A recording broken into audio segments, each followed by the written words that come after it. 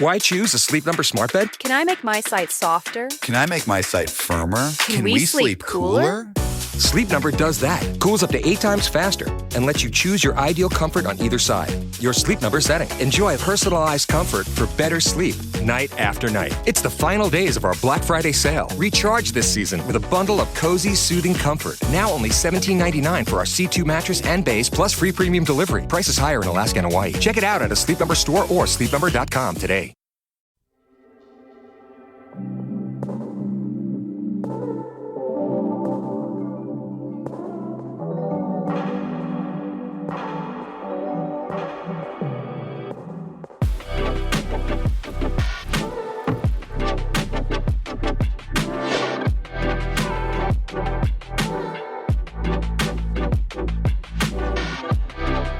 It's Sunday, February 11th, and this is Doing the Thing. I am Myles McCaulskey, and I'm here with Kayleigh Carter. Hi. Tati Kapaya. Hello, hello. Both from the podcast As Seen In, and of course, as well, Rezsnyak from the Great Pop Culture Debate. Howdy. So, how you guys? How are you this week? Good, thank you. How are you? Good. Hashtag thriving. It's basically been quite an interesting week as well. And if you're listening on Wizard Radio Station, we do the thing live every Sunday from 8 p.m. UK time. So you can get involved. Basically, just get involved on Wiz Radio. You can tweet or DM us at Wiz Radio on Instagram and Twitter as well. But let's talk about the last 7 days that we've had. It's been fun. We've seen a lot of things go on. We've seen loads of leaks of certain people. We've seen awards, we've seen ceremonies. But I think we should start with the Grammys because that was more towards the start of the week. And the first question I want to ask for everyone is, do you think that Taylor Swift stole the show by announcing her new album at the ceremony? There's a short answer and a long answer. The short answer is she totally did, because it's kind of a faux pas, right? You're not supposed to do that at an award show. And I think the thing that kind of reflects the worst is it wasn't really fair to her other fellow nominees, right? It kind of stole their moment as well. But here's my long answer. My think piece for the week is, if I'm Taylor Swift at this moment in history, and literally everything I do is going to be picked apart and ripped apart and talked about and dissected, I don't care anymore. I'm going to do whatever I want to do. And if that's what I'm going to do to get me some more eyeballs on my record, I'm going to do it. And I don't blame her. Like, you want a villain? I'll give you a villain. I was going to say, along the similar lines, just because the audience was very much like her peers and not her fans, I was like, okay, this is a bit strange that we're using this as like an album promotion party. But exactly the same as Eric, if I was her in that situation, of course I would be using all the attention to do the same thing. Like, we can't hate her for it. But yeah, it definitely stole the show. 100%. Kayleigh, what do you think? I literally haven't even watched the clip. I'm so sick of seeing videos of her because I like her. I like her music. I think everything I see about her that's negative is making me like question whether I should like her. And I'm just kind of like, okay, if I like the music, I'm just going to continue to like the music. I do think that as she won a Grammy, I believe. Yeah, she won too. Okay, go for it. Like, announce the album. Clearly what you're doing is working. So like, why the hell not? But I do think, yeah, like you said, it was in front of like industry professionals, so maybe it wasn't as tasteful as people wanted, but I don't care. The tackier the better for me personally. I think love it's tackiness. Yeah, it's the easiest way. You don't need to put no promo into it. You just go up the stage, say I'm dropping an album, and you keep it moving. Like, you don't need to worry about spending millions of pounds. Plus, we know that obviously in a couple of hours' time, Super Bowl is going to be happening. I don't know if she's going to be there because I think she's got a show in, is it Japan? Or it was yesterday? Oh, yeah. She's going to be there. She's just finished. Yeah, she's just finished. Oh, okay. So, go ahead. There are people who are like tracking her flights to make sure she gets there on time. How do they have this information? Yeah, so that's actually public information in the States. Like, you can actually follow registered jets, and there is a teenager who's been doing this for multiple people. He previously was doing it for Elon Musk until Elon Musk sued him, and now Taylor is now suing this young person. So there's a whole discourse about that, but as the, I believe, sole American on this particular panel, let me tell you, if you think that you're hearing a lot of negativity about Taylor over in the UK, it is a non-stop barrage because the right has decided that they hate her her and she's everything wrong with America. So she's absolutely going to be at the Super Bowl. Her boyfriend is playing. And that's part of the discourse right now is, you know, Taylor's using the NFL for publicity, when in reality, it is very much the NFL using Taylor for publicity. Yeah. And this whole thing, and I agree with you, Kayleigh, where you were like, I hear so much negativity, it makes me question whether I like her anymore. That is the end result of all of this, right? Like, we cannot escape the Taylor Swift discourse in this moment in time. And I'm not saying she's not asking for it to some degree, because she's a pop star and she's very visible, right? She's constantly in your face. She's got a new album coming out, right? But it's relentless. And my thing that I say when people tell me I can't stand hearing any more about it is, instead of contributing to this, find an act, a movie, a TV show that you love that nobody is talking about, and instead of being additionally negative about Taylor, use your stoop to broadcast something positive. And like, if the accusation is Taylor takes all the air out of the room, as I am with this episode, like, use your moment to broadcast something that you think deserves attention. That's my soapbox. No, I agree. That's so interesting about how the hate is more over there, because same as Kayleigh, like, we see it so much over here, and in my mind it's like, she's a musician. Why is she like every news outlet's story headline nowadays? Like, let's just focus on her music, which is clearly what she wants us to focus on. And like, that's the main reason I feel like most of our generation love her. It's because of her music. We grew up on her music, not because of who she's dating or all of these other things that people choose to focus on and hate her for. So it's very, very interesting. I didn't know that. I had a conversation recently with someone who is my friend who doesn't like Taylor Swift, and that's valid. Like, you cannot like her music, that's completely valid. But she was going on this like rally, and I was like, but can you tell me like 2 or 3 actual good reasons, aside from not liking her music, which is 100% valid, why you don't like her? And like, a couple of the points she brought up, I was like, okay, I hear you, like the jet fuel and stuff, like, I do get you, but imagine being Taylor Swift and trying to just get on a plane that wasn't your private jet. Like, yes, there's first class and yes, but first class is way more accessible than you think. Like, she'd have to go in the suitcase trunk to be discreet, and even then, you know, someone else is going to find it on there.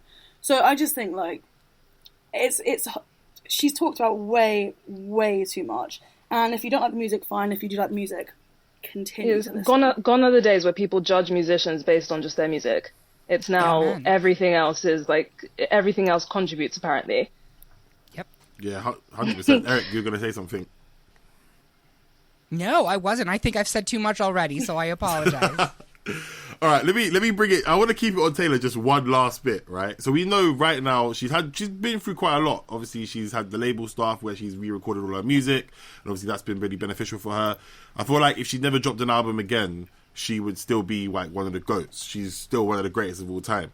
But do you think that her being in this relationship is helpful or harmful to a chapter of her life in this where she's at right now? Ooh, and Kayleigh, I'll come to you first. I don't think she cares. She knows exactly what you've just said. She has had an amazing career that will literally last forever. If I was her, I would be doing anything and everything. I really would. Like, I just think, I don't know what else she could gain from life. I mean, obviously there's more money to be made and more experiences to be had, but let's not act like that's not already... She's peaked. Do you know what I mean? Like, I just think I would also be doing... I'd play up to cameras. I would do anything. If I know that me breathing is getting a rise out of you, I'm going to continue to do it. So that's just me, personally.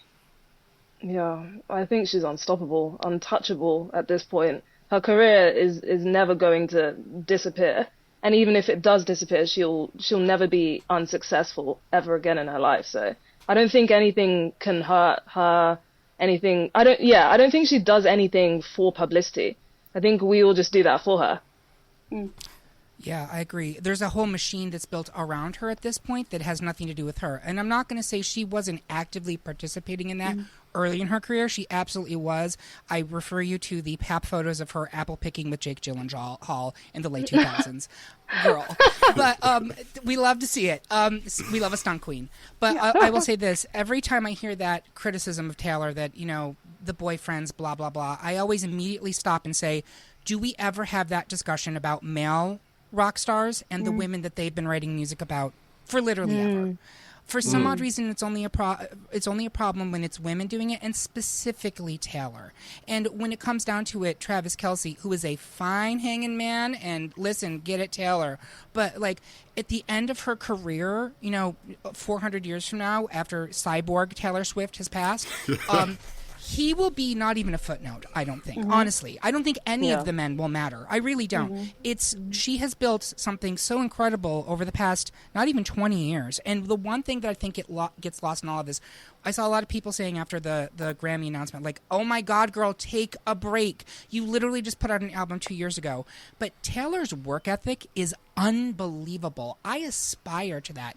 And the fact that she is on top and she's not taking a break, because I think she knows deep down the second she stops moving, the media is going to declare her dead, and it has been. And she can't afford to do it. She's got more to do right now. So I say get it, and boys on the side, hit it whoever you want to hit, but that's not the story for me. I do actually feel like some sort of sensitivity towards the men that she's been with, because I saw something the other day and it was like an absolute hate post about Joe Alwyn, her like previous long-term relationship. And this is tea. I'm about to say some tea, and I'm going to be careful with what I say because I have to be careful. But there was something recently, and I it made me spiral. So he was working on a film just before Christmas, and I worked on that film, and I was there on one of the days that it was Taylor's birthday. And online, everyone was like, Taylor Swift, like, wonder how Joe's feeling today on her birthday. I was like, first of all, what? And then I was like, this is weird enough. And then later in the day, there was an announcement that Joe had signed the ceasefire for the Palestine situation. And everyone was like, he just did it on her birthday to get a rise, like, da-da-da-da. And I was sitting there, like, literally looking at him, and I was thinking, like, what is wrong with these people are sitting there behind their keyboards, like, he's out here working, he's living his life. I'm not saying things didn't go wrong in their relationship. I have absolutely no idea what went wrong, like, what happened to their relationship. But it feels like the people that sort of end up in her life, no matter what, are going to get bashed. Like, you can't be a good person, I think, if you're associated with her, no matter what. Yeah. So I just think it's interesting. Yeah. All right. Let's take it super deep from that point then. Do you think, and I say we, I mean like everybody, I don't mean just us, like four just chatting right now. Do you think that we're too invested in other people's lives at this point in time in 2024? Tati, I'll let you take it away. 1,000%. Like, it's actually concerning at how much we care about what other people are doing, especially if it's not anything that impacts you in a negative way. It's like someone's just living their lives and everyone has something hateful to say about it. Obviously, I'm not talking about Taylor directly, but just people in general. So like we all, we definitely care too much. We're so invested. I feel like there's just a huge rise of hate and like a lack of empathy in general towards people, which is so scary. It's like everyone just treats everyone as just like these online personas and not real human beings with feelings, So I think we definitely do. Eric, what do you think? Yeah, I agree with that completely. I'm not going to say that, social media is this boogeyman and that it's evil, because I'm out there on social. I'm on the host role promoting the podcast. But listen, this happened before social media. It's happened forever. There's always been judging everybody around you, right? But I do think social media in particular has created, as Tati said, there's a lack of empathy. There's a lack of seeing people as other human beings. And it has made, you are constantly in opposition. It's like a competition in life. And I question what's going to happen for the generations that are coming up never having lived without social media and where they're going to go, right? Because this is not going to get better. It's only going to get worse. And I just, whenever I see myself spiraling from that, I take a little break. And my advice when you feel yourself getting upset and you're fighting with people on Reddit or Insta or I don't know, whatever, Farmers Only, like take a break, take a walk, eat a cookie, listen to some music that you love, and focus on what makes you happy. That's not harming anyone else. Because I really do think we are dealing with a mental health crisis, and this is like underneath the iceberg, right? Like, I think everyone's dealing with it on some level. Mm-hmm. I totally agree. And Kayleigh, how do you feel?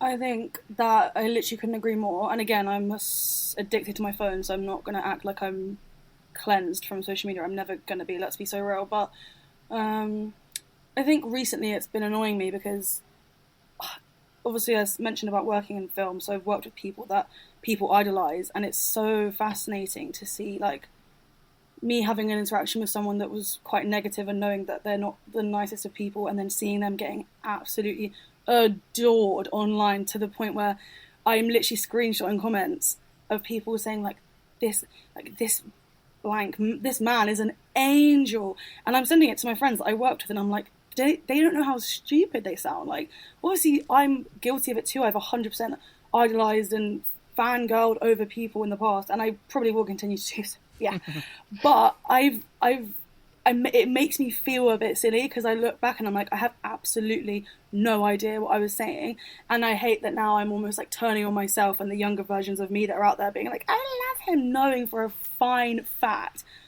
this isn't the person you think it is. But that aside, I think people are all too invested in like personal relationships as well, people you do know, like, or just other people that aren't even necessarily famous, like whether that's hate commenting on someone's video or whatever it is. I think people that restrict the comments are so brave because I'm nosy and I want to see the comments, but I think for my mental health that probably would be the right path to take. Yeah 100%. I think I'm probably the worst here on social media. The last time I posted something was last March, and I haven't been on Instagram.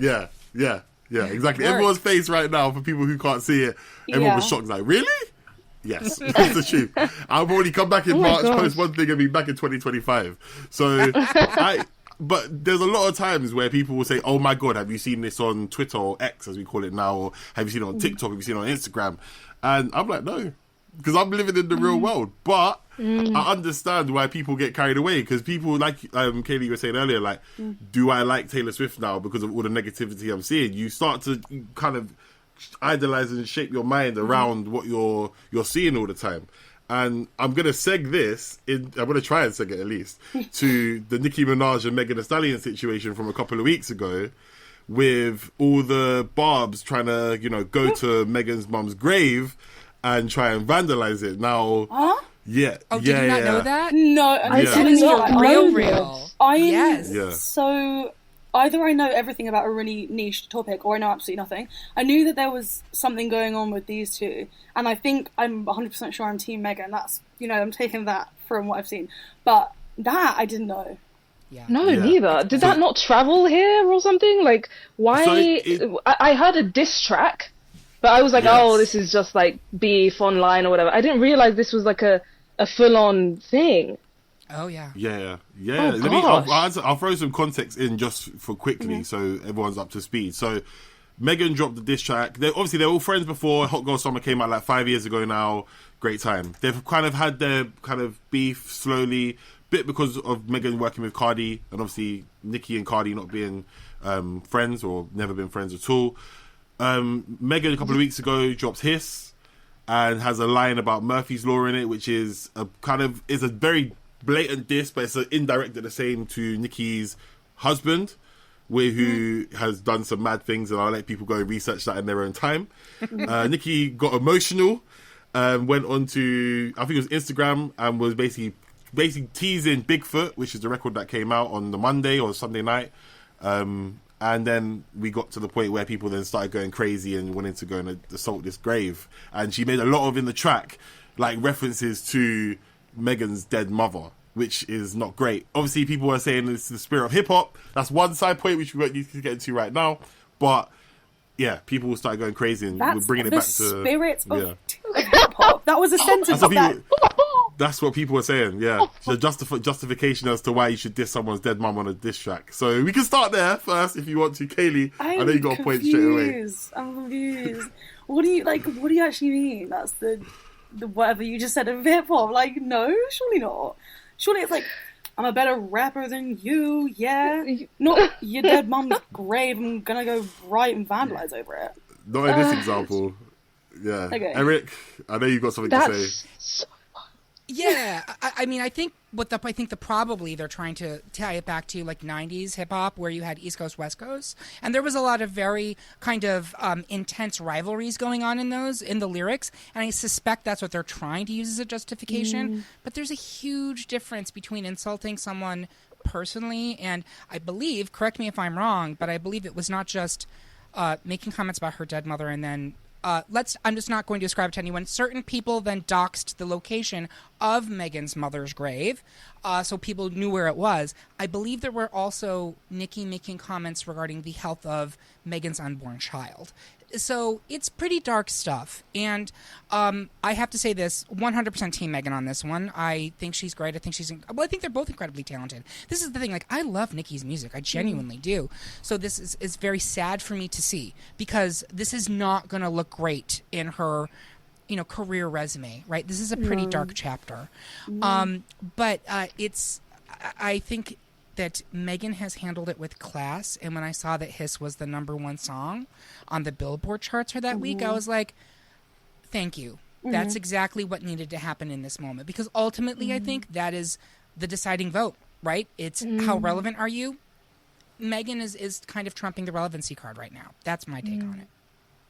Yeah, Tati, your face was in shock for a lot of what we were discussing. How do you feel hearing some of this stuff? Yeah, I'm still in shock. I mean, it is very sad. And obviously, like, I was just going to say, like, we're all human. We all make mistakes and all of that. But this is a bit wild in terms of the scale of the mistake and what, I don't know. I don't know enough about the situation to comment fully.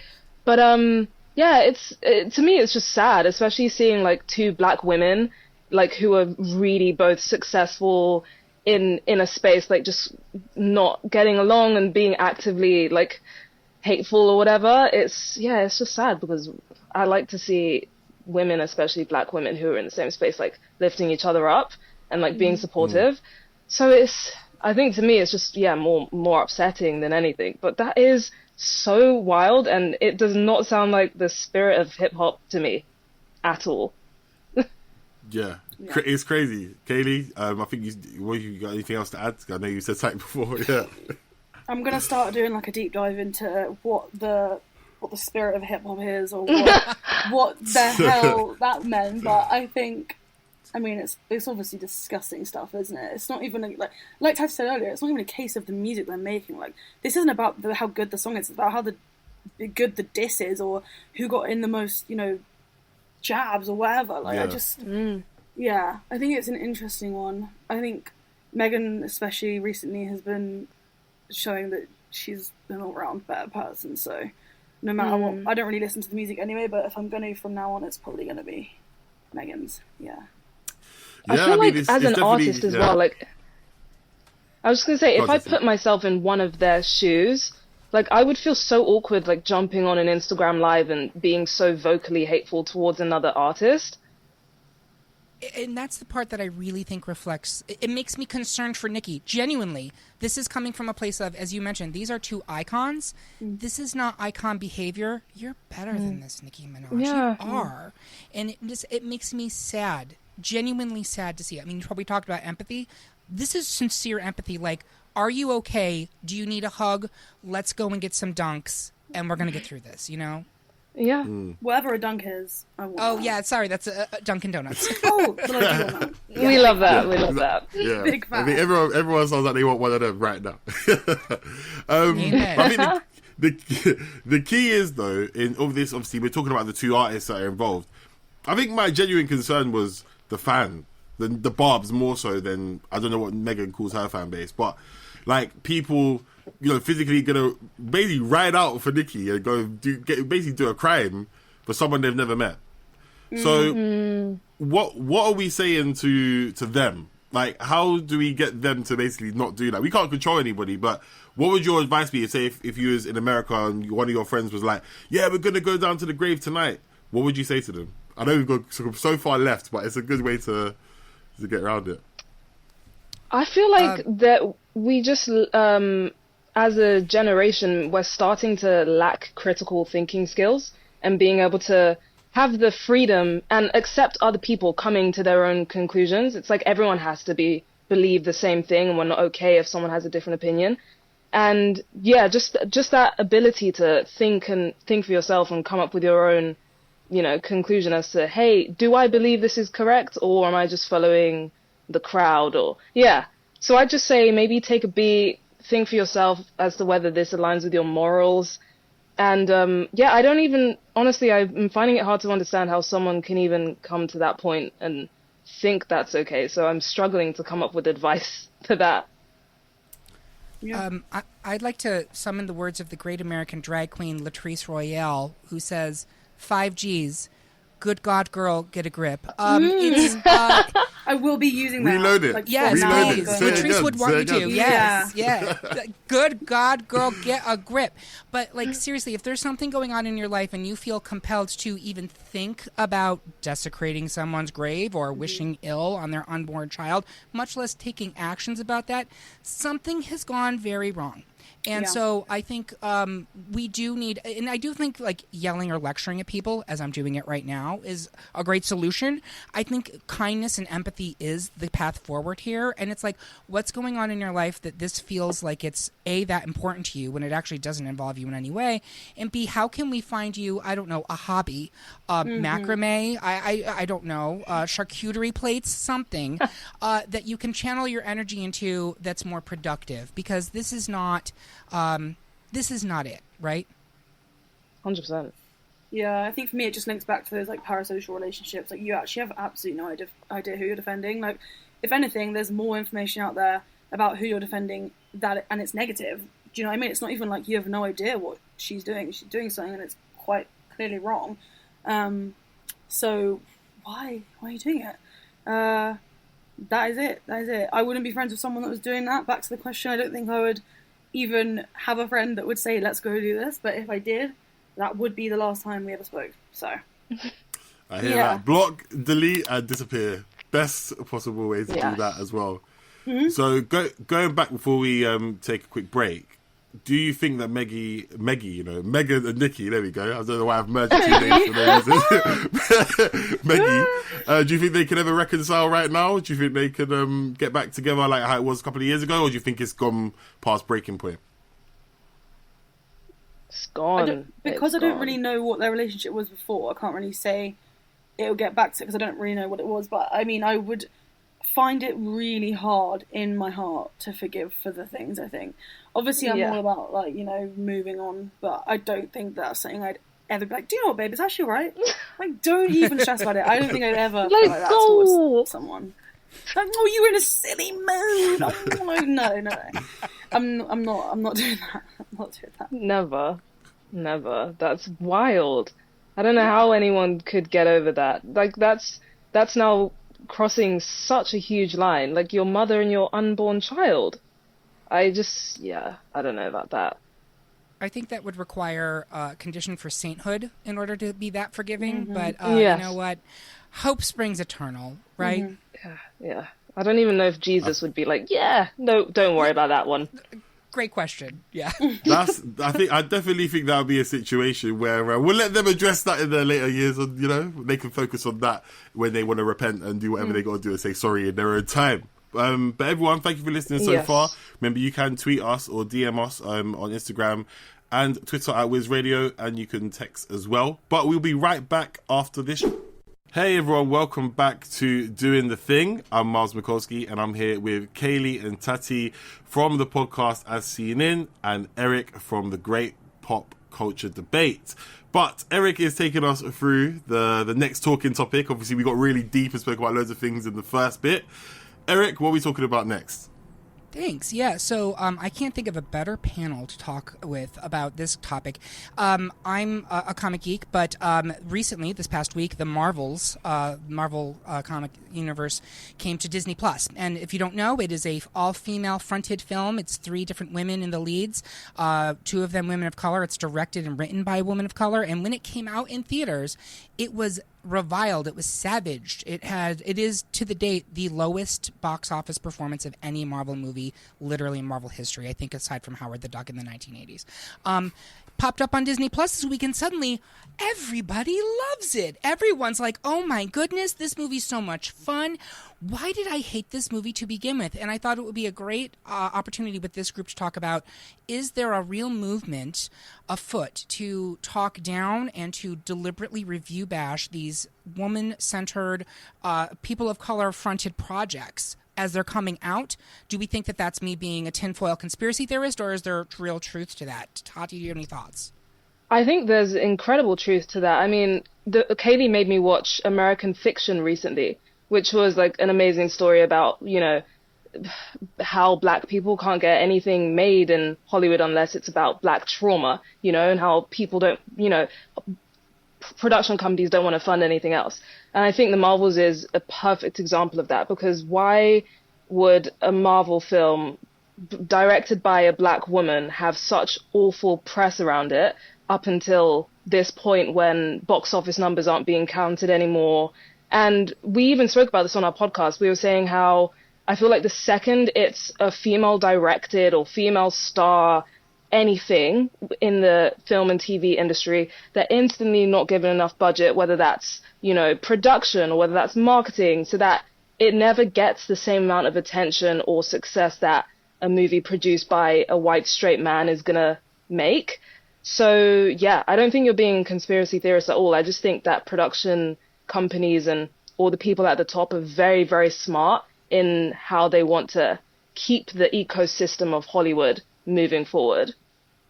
Yeah, Kayleigh, do you agree with that? Yeah, I saw The Marvels in the cinema literally when it came out. And while I actually didn't have... I don't know what felt different about this film.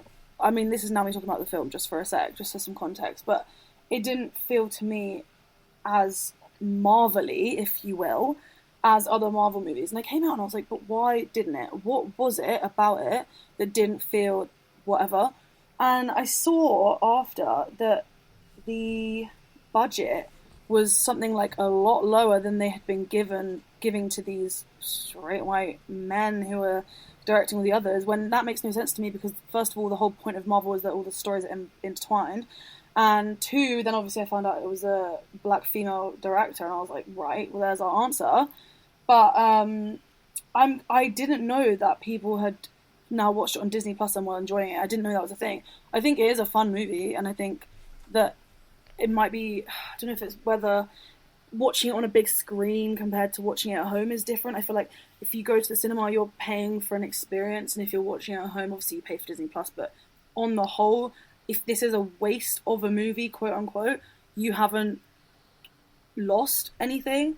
Whereas I don't know if it's just because the big harsh critics are going to the cinema to see these movies, and that's why we're getting like terrible reviews there and sort of like happy-go-lucky reviews later on. I really don't know. I'd need like hard facts on what the budgets were to sort of compare on that front, but I don't know. I think women are just getting bashed left, right, and centre. Emerald Fennell with Saltburn as well. I do think this is an interesting one, because Emerald Fennell is rich and has been rich and has grown up rich. She is a female, so I do find it like I support that element of the production. But I do get people's sort of like reservations with someone that's just come from money. It's a really hard one for me to navigate, because I support the women and I think it's a deeper thing. We need to look at like the graphs that show us everything. I don't know. I have too many thoughts that I can't consolidate, but yeah. Myles, do you have thoughts on that particular one? Because I have another example too, if you want to talk about that. No, you go. Yeah, I think go for the example and I'll come back, yeah. Sure. So in addition to just the Marvels, that's one example. But True Detective is currently on HBO. It's in its 4th season now. This one's led by Jodie Foster. And it is, again, very women-focused, very women-centered. It's I don't know if there's any straight white male characters that are kind of in the major cast of it. And again, there is this really vocal chorus of critics online that are just drubbing this show. And I keep seeing this happening over and over again, where as soon as you have a woman either behind the camera or taking the center, and in a way that is not the male gaze kind of perceiving them, right, where it's not sexualized, immediately there is this just reflexive dismissal of it on whole on social media, and I think I keep seeing it over and over again. Do you see that at all? Well, Myles, you said you posted one thing on Instagram this past year, but have you seen that type of behavior in your career generally? Yeah, I mean, you do see like a lot of things that will kind of come out, especially like even if we go back a couple of years ago to like the Ghostbusters, not the last one, the one that was made, the all-female cast, and everyone ripped that movie. I did watch the movie, to be fair, I didn't think it was that great, but not just because it was an all-women cast, I just didn't think it was that great movie. But I think sometimes it's all about schools of thought, you know. Sometimes you've got like the historical school of thought, this is what it's always been like in Hollywood or wherever, and then you've got the kind of new age, maybe like last 5-10 years kind of revolutionary kind of come through, and we want to include more women, we want to include more people of color, etc., etc. So I think sometimes when these shows get made and the focus then becomes that, there's a whole bunch of other people that are, hey, we're not represented in this now, so we've got more power to kind of say, this is not good, we don't want to see this, and then people then kind of follow that idea and then go, oh, maybe it isn't good, like this has got like 21% on Rotten Tomatoes, I'm alright, I don't want to waste my time with that, I'm going to go to cinema and pay £10 or $10 to go see that. And then when you get a chance, when you're just in your own house, in the comfort of your own home, you already paid this subscription service for everything, you can then go, oh, it's actually good. And I think, again, it kind of leads back to what we were talking about earlier, where people don't have enough time to maybe like process their own opinions for themselves. They're always looking at what someone else is saying, so it drives their school of thought. So I think for me, when I've consumed films in the past, I'll give everything easy, just, okay, let's see what it's saying. Like, I think Miss Marvel, which was another one that came out about 3-4 years ago, was actually a pretty good film, but it also got not the greatest reviews. Oh, it's not as good as the Avengers and stuff. Okay, but it's still a good film though. So I think sometimes people get too like carried up in their own thought process and let other people drive what they're saying.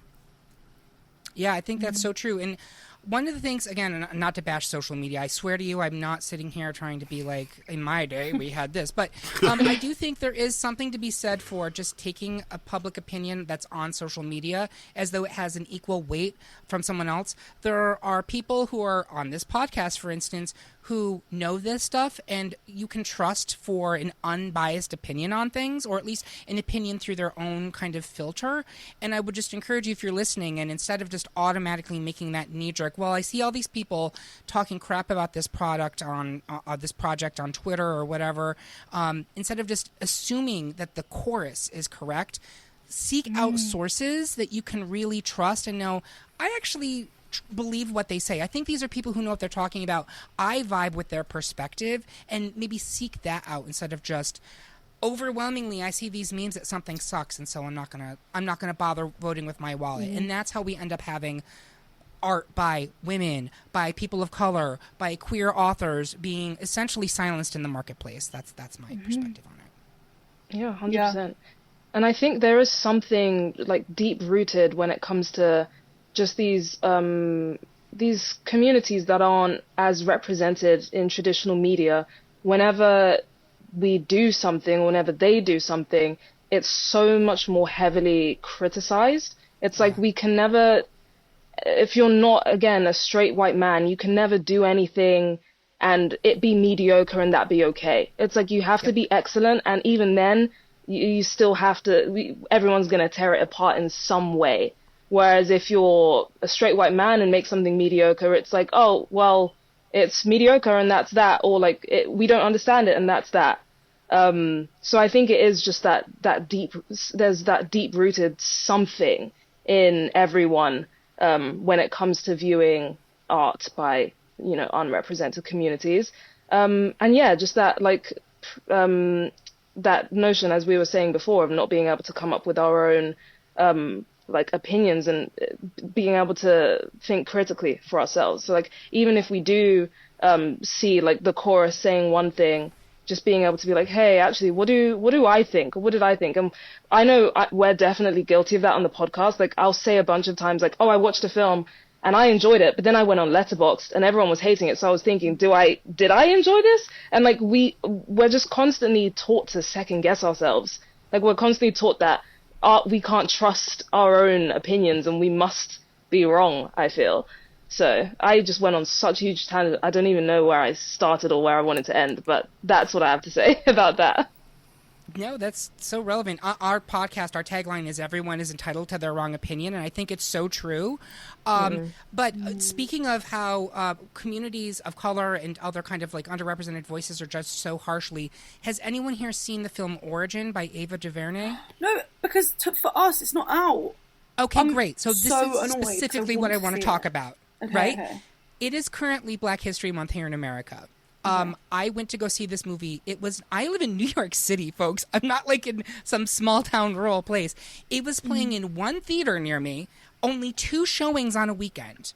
And this was last weekend. And I was like, what is going on that this film that is starring an Academy Award nominated actress, that is written and directed by an incredibly lauded director, a Black female director, is getting no discussion and is barely visible. So I wanted to see, if anyone had seen it. But I really do. Again, I'm sorry if I sound like I'm sitting here in my tinfoil hat.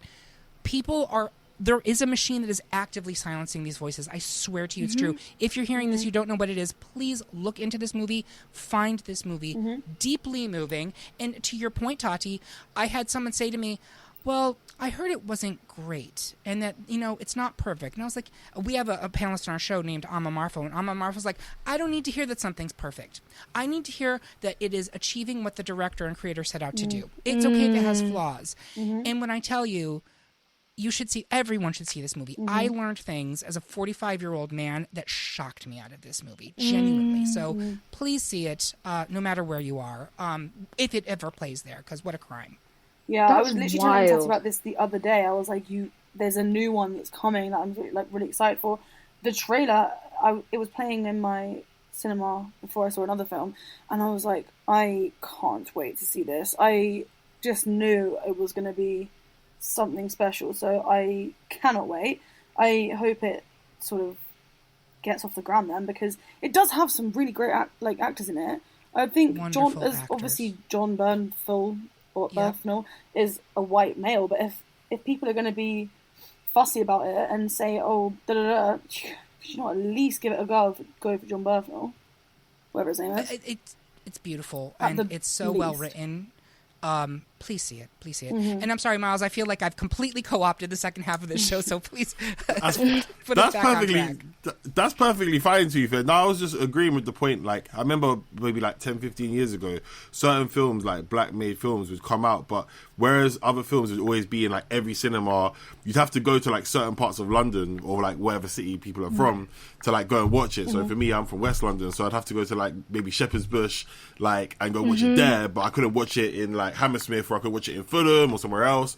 And I feel like, I'm not really well versed with the film industry. I work in the music, so I don't work in film. But there's definitely agendas. But even still, within agendas, there are agendas. Because I watched I haven't finished watching it, but the Monique Club Shay Shay interview that came out, and she's going at Oprah Winfrey and Tyler Perry a lot.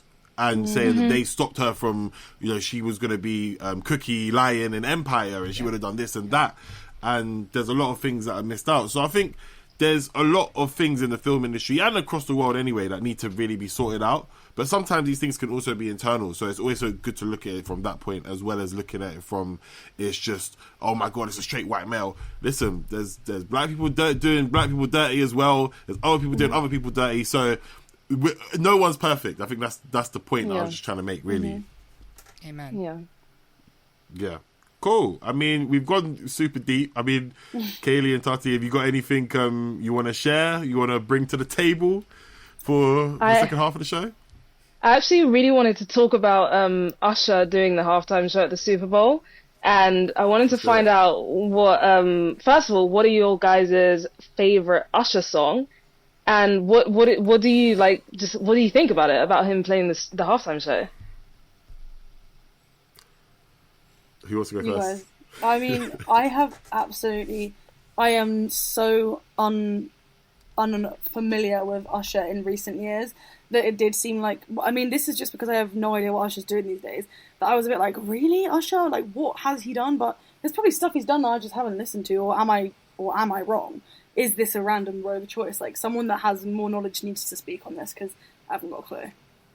So I would say, for our podcast, we were working on a Best Song of 2004 episode, and it's 20 years since 2004.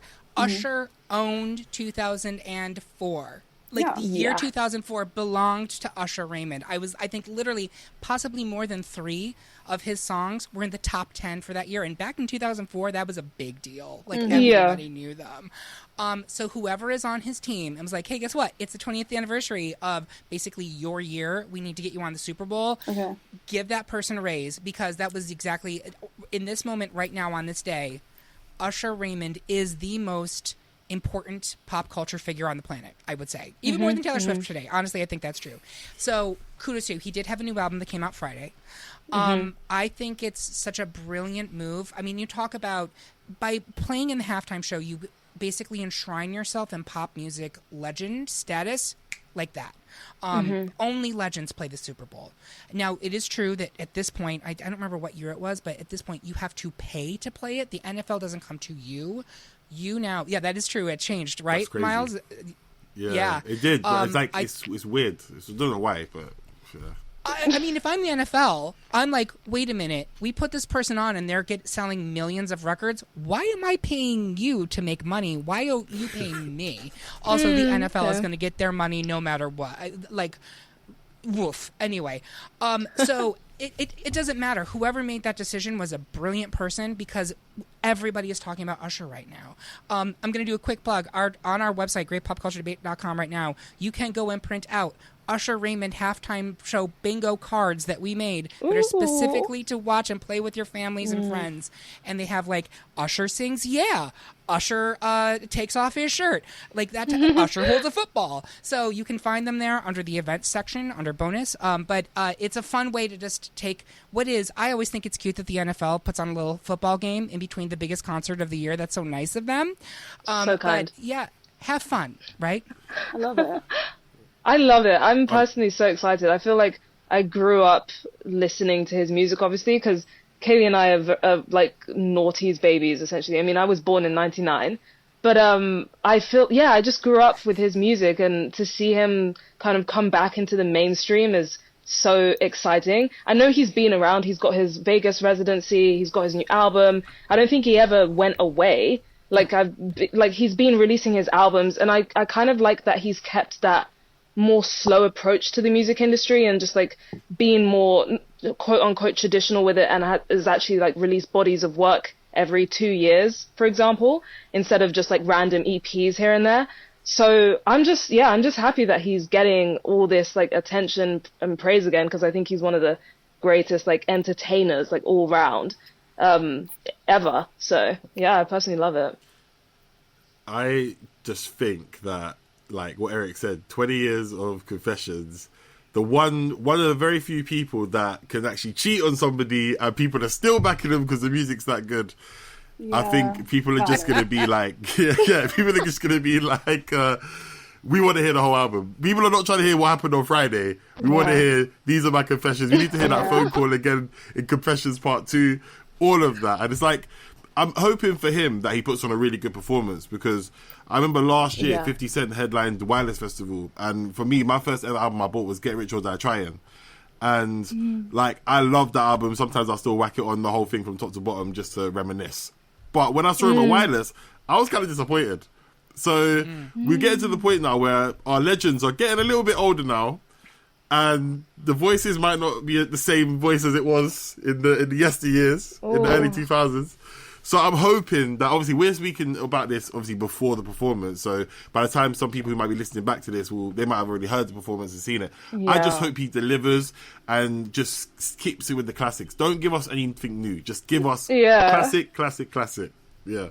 I feel that, because I'm low-key nervous for it. Like, just to see it back and to see all the reviews and what people think. Because I know Rihanna got some backlash last year, because she was pregnant, obviously, and she was doing this halftime show, and everyone was like, oh, her energy was so low. It's like, she's pregnant, guys. Like, she's not going to be doing backflips on the stage. it was perfectly good. The woman was like 7 months pregnant, being hoisted up and down on giant iPhones. Let her be. Like, it's just crazy. But again, there we go with double standards, right? I have to say, I'm weirdly not worried for Usher. I think he is a consummate professional. I think he's going to go out there. I think he's going to kill it. I think he's going to do a terrific job. And in summation, I'm just going to say, yeah. Wow, that was great. So good. That was great. I want to quickly just talk about one thing that is, I was going to leave it out, but we've brought up the Super Bowl and it is Super Bowl related. Super random, super weird. But have you guys seen the discourse and the hot water that Uber Eats have found themselves in? Please bear with me. If you guys don't know, I'm actually so excited to tell you because I don't know I saw this and I was like, is this the commercial? Yeah, like the funniest piece of online beef I've ever seen in my life.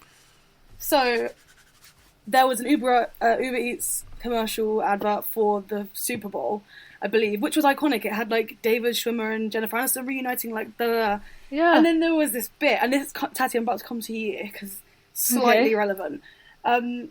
So there was like this drama because there's a scene where this man is eating peanut butter, and then he like comes out in hives or whatever, and he's literally looks at it or whatever, and he's like, "Oh, I didn't know it had peanuts in."